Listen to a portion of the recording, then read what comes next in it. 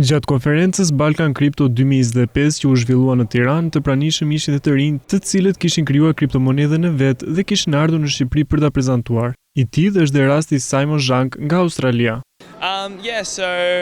Ishte një fluturim prej 29 orësh duke nisur që nga Melbourne për të shkuar në Tajland dhe pastaj në Vjenë për të ardhur më pas në Shqipëri. Kam ardhur këtu për të prezantuar projektin tim dhe sigurisht duke qenë pjesë e stafit që e ka organizuar këtë event. Nga ana tjetër jam shumë i nderuar që të kem mundësinë të jem këtu pjesë e panelit për të folur dhe pse jo të eksploroj më shumë në këtë event, pasi nuk kam qenë më parë në Shqipëri. Kam qenë në Europë disa herë, por jo këtu dhe them që pas konferencës të eksploroj më shumë Shqipërinë. Simon shprehet se investimi në Shqipëri është ende në havat e parë dhe pasi erdhi pritshmëritë ishin më të larta për të takuar njerëz që investonin rregullisht në moneda digjitale. Në fakt është shumë interesante pasi shëtita në disa vende këtu në Tiranë dhe vura re që interesi për të investuar në kriptomonedha ishte më i ulët nga sa mendova në fillim këtu në Shqipëri, duke konsideruar edhe vështirësitë e përshtatjes së kriptove këtu. Por nga ana tjetër vura re shumë njerëz që ishin të interesuar për të mësuar më shumë rreth kësaj bote të investimit, se si funksionon teknologjia e saj dhe çfarë kërkohet për të investuar. Edhe sot disa njerëz erdhën tek unë dhe në fakt ishin shumë të interesuar në teknologjinë që përdoret për projekte të tilla, por ata donin të mësonin më shumë rreth fushës së coding, duke bërë që interesi për këtë pjesë të jetë shumë i lartë këtu.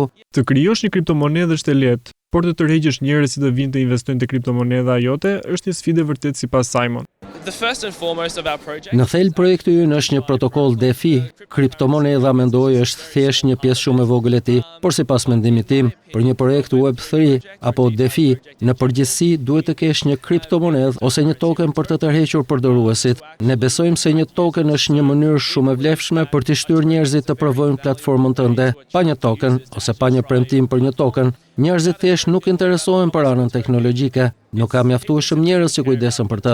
Për mua në këtë hapësirë një token është thjesht një mjet për të tërhequr njerëzit të përdorin produktin tënd. Sigurisht që ekzistojnë edhe shumë lloje të tjera tokenash, por për mua personalisht aty qëndron vlera e tyre. Edhe pse pjesa më e madhe që ka vendosur këmbët në tregun e kriptomonedhave sugjerojnë që njerëzit investojnë, djali i ri nga Australia jep një mendim krejt tjetër.